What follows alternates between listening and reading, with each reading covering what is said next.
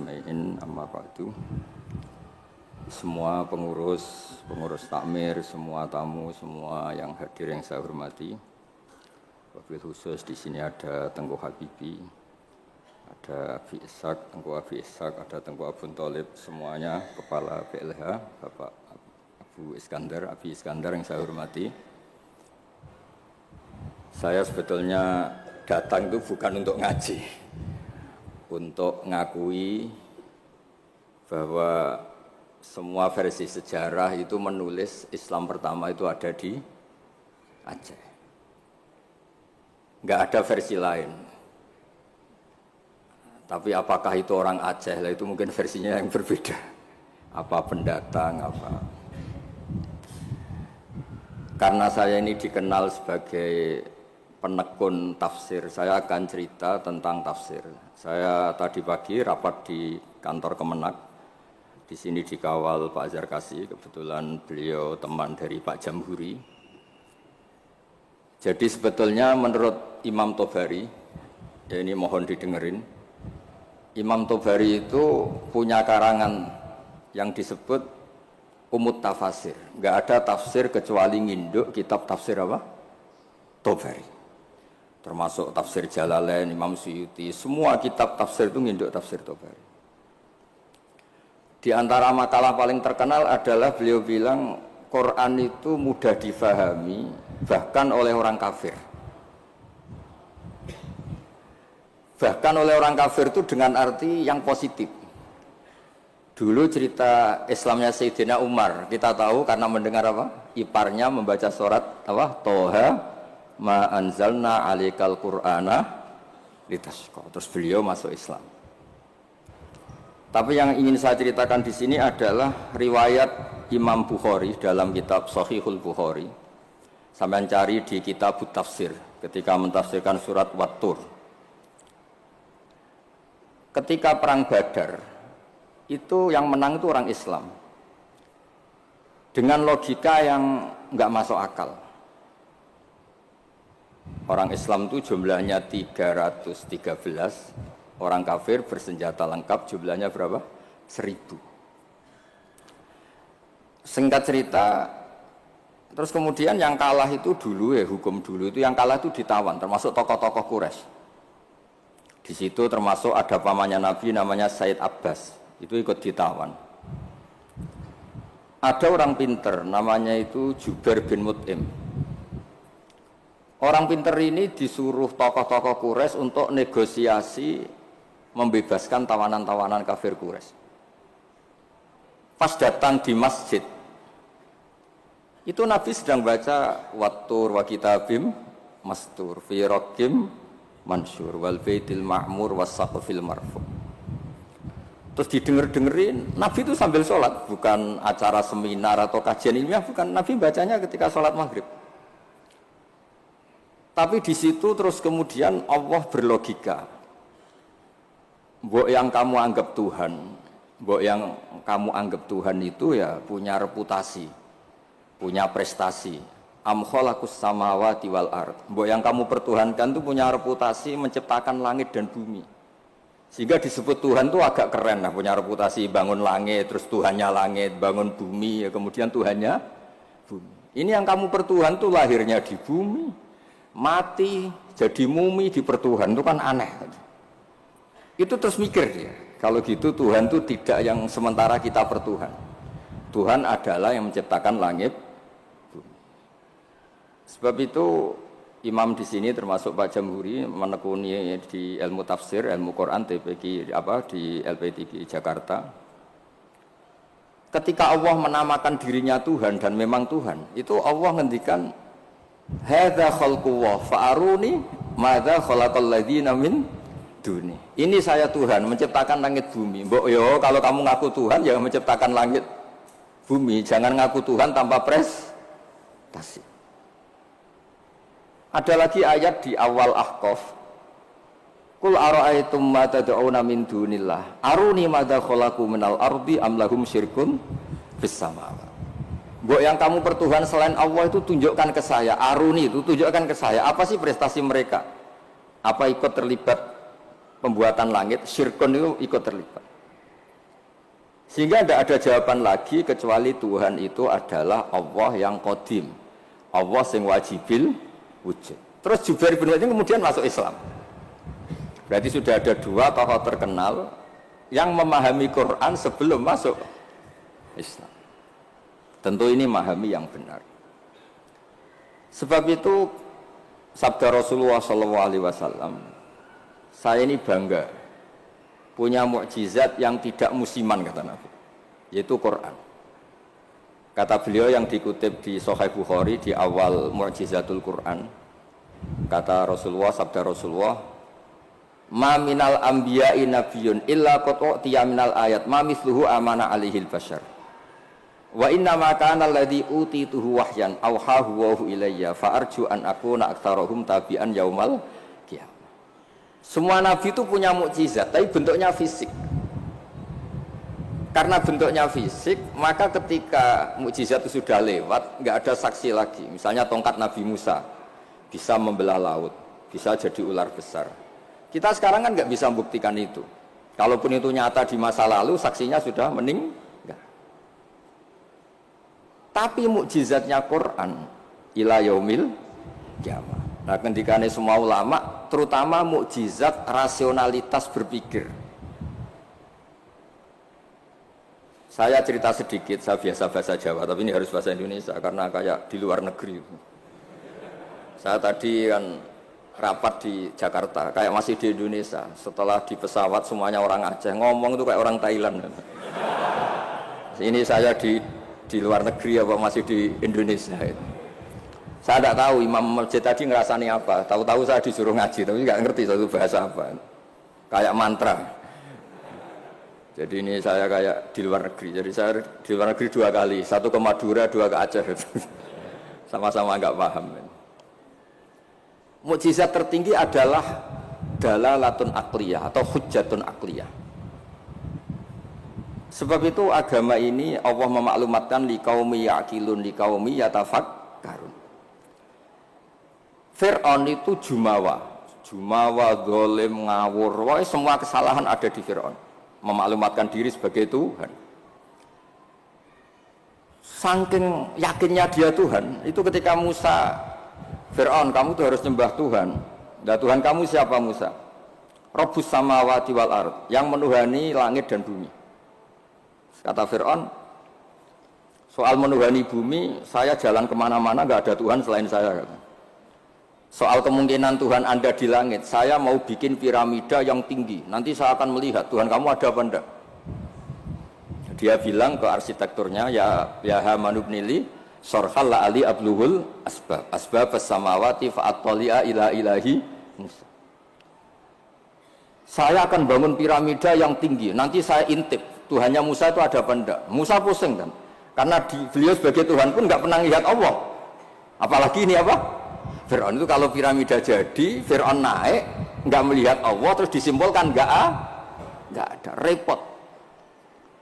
Ternyata kalahnya Fir'aun dan yang menjadikan orang sekeliling Fir'aun itu iman, itu dengan logika sederhana. Ya sudah, kalau Rabbus samawati wal ardi kamu nggak percaya, Nabi Musa ganti jurus, kalau orang bilang ganti logika. Rabbukum wa rabbu abaikumul awwalin, yang menuhani nenek moyang kamu. Itu orang sekeliling Fir'aun terus tahu kalau Fir'aun itu gak Tuhan. Ini kalau dia Tuhan, terus bapaknya Tuhannya siapa, mbahnya siapa, kakeknya siapa. Karena Tuhannya itu punya tanggal lahir. Masa Tuhan lahirnya dulu bapaknya, dulu mbahnya, lalu mbahnya itu yang menuhani siapa. Jadi disebut Tuhan itu siapa? Yang menuhani nenek moyangmu. Berarti apa? Fir'aun itu wujida ba'da alam yakun, dia ada dimulai dari ketidak ada. Berarti zaman dunia enggak ada Fir'aun ya tetap baik-baik saja. Matahari ya tetap tugas, rembulan ya tetap tugas.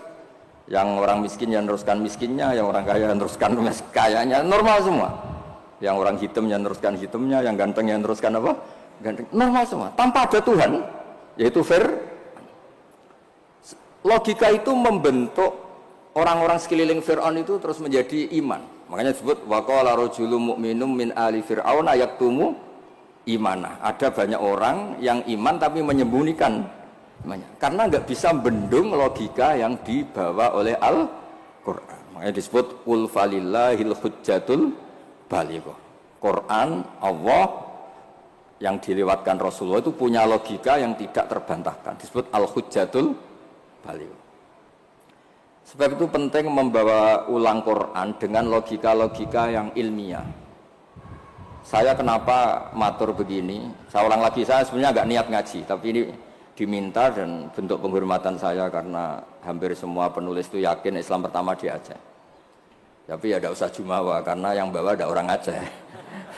Jadi ya tapi ya harus bangga lah bagaimanapun itu di bumi Aceh. Tapi jangan ditulis sejarah dan oleh orang Aceh, ya tidak usah, biasa aja. Kayak Islam besar itu di Madinah, tapi yang besarkan orang apa? Mekah. Orang Mekah ya tidak usah jumawa. Nabi Muhammad SAW itu tidak Mekah asli. Beliau itu Aryaniul asli karena punya darah Khalilur Rahman Ibrahim. Orang Ibrahim itu orang Musol, marganya Arya. Makanya banyak orang-orang soleh disebut Arya. Arya itu marganya Nabi siapa? Ibrahim. Sehingga orang Mekah bangga Nabi itu Arab-Arab, Nabi Muhammad ya nggak suka. Saya ini turunan Ibrahim. Ibrahim itu orang Aryani, orang Irak. Nah, orang Mesir juga seneng karena Siti Hajar itu orang apa? Mesir. Nabi Ibrahim nikah sama Siti Hajar, punya putra Ismail, kemudian melahirkan bangsa apa? Arab. Dan bentuk penghormatan Allah pada orang-orang kampung, orang-orang pedesaan. Yang menjadi dagingnya Nabi itu apa? Susunya, air susunya al-Halimatus Sa'diyah. Jadi Nabi itu disusui oleh Imro'atun Badawiyah, perempuan desa, yaitu Halimatus. Maka pada diri Nabi itu ada Mekahnya, ada Mesirnya, ada Aryaninya, ada daging yang tumbuh dari Labanul Murdiah, yaitu Halimatus Sa'diyah. Maka ngendikane guru saya Kiai Memun, juga ngendikane Bapak, memang Nabi itu didesain supaya semua orang itu bangga. Misalnya sampean wong desa bangga biye-biye sing nyusui Nabi ku Halimatus Sa'diyah. Ya, sampean harus bangga jadi orang Aceh. Islam pertama itu di Aceh. Tapi kalau ditanya orang mana, terus pokoknya di Aceh terus. Karena kalau dijawab dari mana itu kayaknya terus gimana gitu. Terus pokoknya Aceh itu bumi pilihan Allah untuk pertama ada apa? Islam. Ya, saya ulang lagi. Logika ini mengalahkan kekuatan apapun. Sehingga ketika Saharatu Fir'aun itu iman semua, itu hanya dengan logika, termasuk tadi. Kalau engkau Tuhan Fir'aun, lalu yang nuhani nenek yang kamu itu siapa? Jadi dikatakan Allah Tuhannya langit, Fir'aun masih jumawa, mau ngintip lewat apa? Piramida. Tuhannya bumi, Fir'aun masih jumawa, selama ini yang jadi Tuhan saya katanya. Jadi mensifati Allah itu dengan logika yang tidak terbantahkan. Nah, itu yang ada di surat Tur, am khuliqu min ghairi shay'in, saterusé am khalaqus samawati. Terus ada lagi yang mencibir mereka, orang-orang kafir.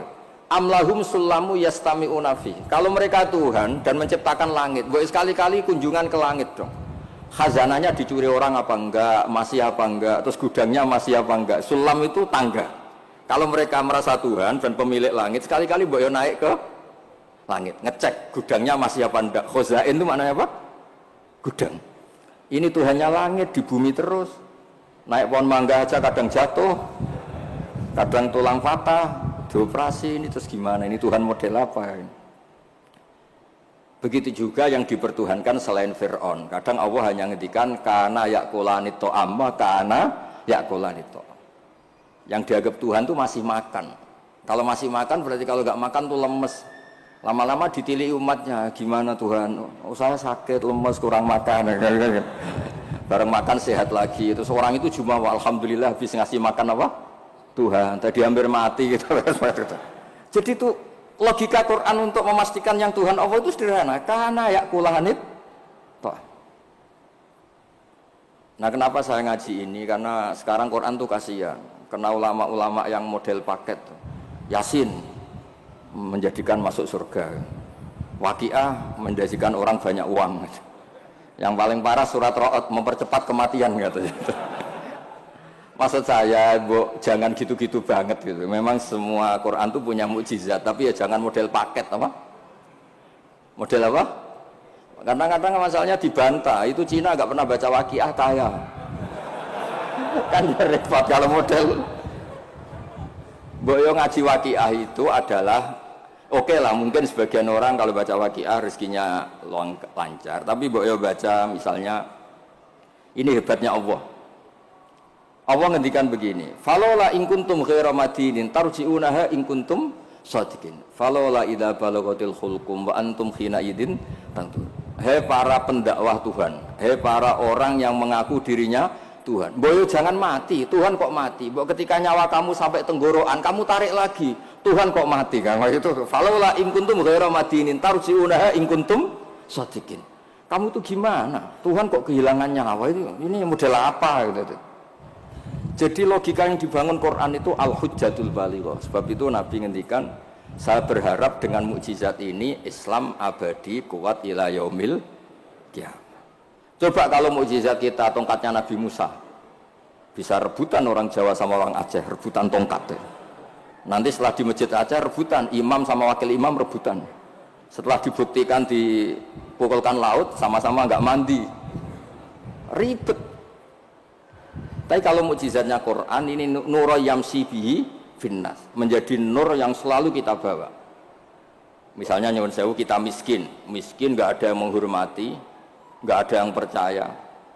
Itu kata Imam Ghazali, resepnya orang miskin akut disuruh datang ke kuburan. Ini yang ngedikan Imam Ghazali, kitab Ihya. Disuruh datang ke kuburan, terus di hatinya bilang gini, semua orang yang mati mulai Nabi Adam sampai kiamat keinginannya hanya satu, ingin hidup lagi di dunia. Dan saya punya yang diingini seluruh orang mati di seluruh dunia. Orang kalau sudah mati meskipun orang soleh tetap ingin kembali ke dunia. Bedanya yang soleh ingin menambah apa? Kesolehannya. Artinya apa? Sekira-kiranya orang itu punya sesuatu yang diingini oleh orang yang mati mulai Nabi Adam ila yaumil qiyamah. Orang yang sudah mati inginnya apa? Hidup lagi. Dan kita punya kehidupan. Sehingga terus syukur karena masih hidup. Ya gak usah alasan mapan apa enggak. Kenapa kamu syukur? Masih hidup. Gitu aja penjelasannya sudah. Terus terakhir saya cerita tentang, ini saya tidak bosan-bosan matur supaya jenengan tambah kuat imannya.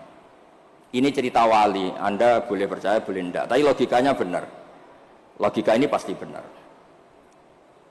Dulu zaman Nabi Adam diangkat jadi khalifah, itu malaikat itu protes. Kenapa Adam jadi khalifah? Manusia itu ya mesti tergila-gila lah, biasalah manusia tergila-gila harta, tahta, wanita. Ini bahaya kalau manusia jadi khalifah. Terus kata Allah, tapi saya tahu kelebihan manusia. Ternyata malaikat tuh nggak bisa melogikakan kenapa kita harus bertauhid. Jadi malaikat ditanya Allah, kenapa kamu iman sama saya? Kata malaikat, saya ini kan malaikat, ikut panitia menciptakan langit surga. Ya, jadi saya tahu lah kalau, jadi dia iman tuh karena tahu. Malaikat kan ada penjaga neraka. Malaikat kan pasti percaya kalau neraka ada, dia panitianya kan dia yang jaga. Malaikat Ridwan ya mesti percaya, dia megang kuncinya kan. Tapi kita ini kan kayak sampean semua kan tidak yakin masuk surga. Ya nggak ngerti surga di mana. Tapi kalau baca la ilaha PD-nya la ilaha illallah la ilaha illallah. Karena miftahul jannah la ilaha illallah. Singkat cerita, suatu saat itu manusia dipanggil sama Allah. Coba malaikat-malaikat itu ajarin cara berlogika tauhid yang benar. Ya saya ini bukan nyinggung jenengan, kebetulan yang dipanggil gak jenengan, yang dipanggil Imam Amudi sama Allah. Coba terangkan, nggak melihat Tuhan kok percaya adanya Tuhan itu gimana? Imam Amudi lah nerangkan itu sederhana. Angka itu 2, 3, 4, 1000, semiliar, setriliun. Nisbatu dzalika ilal wahid, nisbatul far'i ilal asli. Angka itu buat 2, 3, 1 miliar, 1 triliun. Dinisbatkan ke angka 1, semuanya itu cabang dari angka 1. Fal aslu huwal wahid, yang asli, yang pokok adalah angka 1. Nah itu qul huwallahu ahad. Oh malaikat gede-gede kok bisa mikir gitu, kok bisa. Artinya apa? Manusia meskipun nggak ngerti langsung Allah itu kayak apa, tapi tetap yakin karena semuanya dimulai dari angka Ya, jadi angka itu 2, 3 sampai 1 miliar, 1 triliun apa? Nisbatu dzalika ilal wahid, nisbatul far'i ilal asli. Semuanya itu cabang, yang pokok adalah angka 1. Terus 2, beliau mencontohkan gambar. Saya ada bosan-bosan nyatakan, sampean ngerti gambar. Sampean cek gambarnya bagus atau jelek gak masalah, sementing gambar. Sampean gambar masjid Baitur Rahman ini. Ya, Baitur Rahman ya. Karena yang Baitur Rahim diambil di daerah saya, jadi di sini. Kamu gambar itu mesti dimulai 1 titik. Mbok gambar kamu bagus atau jelek dimulai dari 1 titik. Itu nuqtatil wujud. Itulah sirrinya, rahasianya kenapa Quran dimulai Bismillahirrahmanirrahim. Itu dimulai dari 1 titik, yaitu nuqtatil wujud. Bahwa semuanya dimulai dari 1 titik wujud sing abadi, yaitu Allah sing wajibil wujud. Makanya oleh Syekh Nawawi Al-Bantani, ba itu disingkat bi kana makana wa bi yakunu ma yakun. Itu di semua ulama, di I'anatul Talibin, di bi karena saya semuanya menjadi ada, dan karena saya pula kata Allah yang akan ada menjadi ada. Logika seperti itu kita tidak perlu lihat surga neraka, sampai nggak perlu lihat bidadari dulu untuk percaya adanya apa? Surga. Makanya ini penting. Agama ini disebut qul falillahil hujjatul baligh. Hujjah itu argumentasi. Jadi saya mohon semohon-mohonnya, ini tadi saya bawa mushaf sebagai hadiah untuk masjid. Saya mohon Quran itu dikembalikan rohnya. Dulu begitu bangga Nabi dengan Quran itu karena logikanya jelas. Itu tadi yang tauhid ya. Ini ada waktu mungkin 5 menit saya nyontohkan logika sosial, peradaban sosial. Kenangannya orang Madinah, kata orang Madinah, kunna abkhosan nasi kailan. Dulu kita ini orang yang sangat buruk dalam transaksi. Yaitu kalau kulak, kalau orang Aceh bilang apa? Tengkulak itu. Kalau kita beli, ingin 1 kilo ya dapat apa? 1 kilo. Kalau 1 pintal ya dapat apa? 1 pintal. Tapi kalau kita jual, orang beli, misalnya beli 1 kilo, kita kurangi nggak sampai 1 kilo. Atau dari kualitas A menjadi B. Itu Allah cara ngedikan itu bagus. Wailul lil mutaffifin alladzina idza talu 'alan nasi yastawfun wa idza kaluhum aw wazanuhum yukhsirun. Itu orang nggak benar, itu nggak fair ketika tengkulak dia ingin itu orang nggak benar, itu nggak fair ketika tengkulak dia ingin timbangannya 1 kuintal mendapat 1 kuintal. Ketika ada orang beli 1 kuintal yukhsirun, intinya itu nggak fair. Cara Jawa itu dipek menangi dewi. Itu nggak benar, peradaban seperti itu tuh nggak benar. Sehingga terus orang Madinah itu menjadi ahsanan nasi kailan, orang yang sangat baik dalam berperadaban.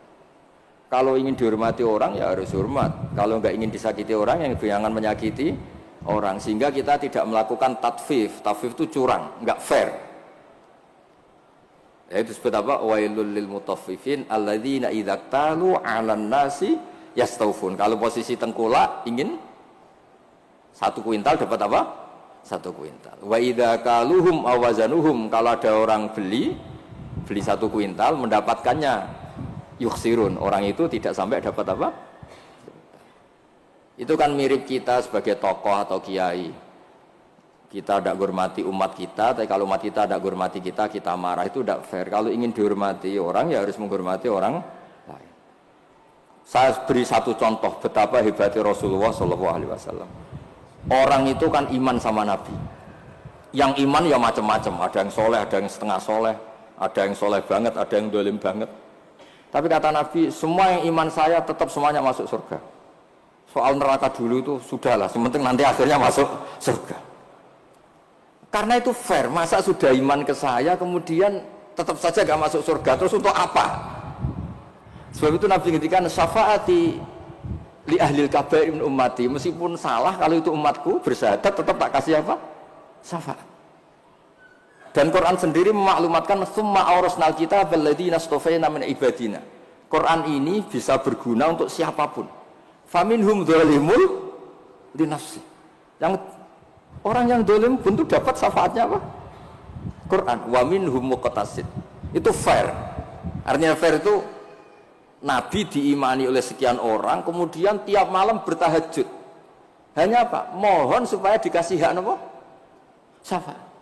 Karena beliau tahu, setahu-tahunya kalau umatnya banyak yang salah itu setahu-tahunya. Wong ada orang suka ke masjid itu karena WC-nya di rumah jelek, enak WC masjid. Ada orang kalau di masjid betah, dikira itu ahli itikaf, ternyata AC-nya enak AC masjid. Sudah lebih dingin nggak bayar. Jadi masjid saja jadi sarana, ya begitu itu. Itu kalau nggak disafaati Nabi tidak bisa. Orang senang Mekah itu kan bagus. Tapi sekarang senang Mekah itu ya travel-travel yang bisnis itu. Itu promosinya itu Masya Allah. Saya itu agak dibenci sama tokoh-tokoh travel, tapi ya nggak berani lah. Kualat kalau benci teman-teman. Ceritanya itu ada orang haji. Biasanya kalau orang haji itu kan kiainya muji-muji apa? Haji, soalnya orang haji itu gini-gini surga, al-hajjul mabrur aisalahu jazaa'un ilal apa? Jannah. Biasanya di BRI, di BNI kan ada hadis-hadis itu. Ada orang haji kan dilepas sama kiainya. Kebetulan kiainya saya ngelepas ya haji mabrur itu masuk surga. Yang sabar dengan kemiskinannya ya masuk surga. Sering dimarahin istri sabar ya masuk surga. Ana wa kafirul yatim kahataini fil jannah. Yang ramah anak yatim ya masuk surga. Terus kata Nabi, orang yang menjaga dua yang lubang, al-ajwafan, dua yang lubang, yaitu jaga lesannya dan farjinya juga masuk surga. Itu yang hadirin senang semua karena mereka yakin nggak akan haji. Katanya nggak ada kiai bagus Pak. Karena yang nggak bakat-bakat haji, yang miskin permanen atau apa, senang semua. Itu yang punya rumah itu kayaknya mangkel tapi ya dia gitu. Terus saya bilang, kalau kamu mangkel sama pidato saya karena yang tak promosikan masuk surga ada kamu tok, saya akan berdoa kamu masuk neraka, kata saya. Wah jangan Gus, nggak apa-apa. Maksud saya, Mbok Yo Kiai itu niru saya gitu. Supaya konstitusi Islam itu utuh. Sehingga semua orang tuh nikmati sarana yang dikasihkan Rasulullah SAW. Sukses ninggal zina ya janjinya surga, ngerawat anak yatim ya surga, peduli sosial ya surga, la doror wala diror, tidak merugikan orang lain ya surga. Sehingga varian Islam itu banyak. Orang-orang yang punya biro haji itu seakan-akan surga itu haji. Makanya saya ini agak diuji sama Allah, sering ditawarin haji gratis supaya mencabut fatwa itu kayaknya itu. Nggak maksud saya, ibu yang fair.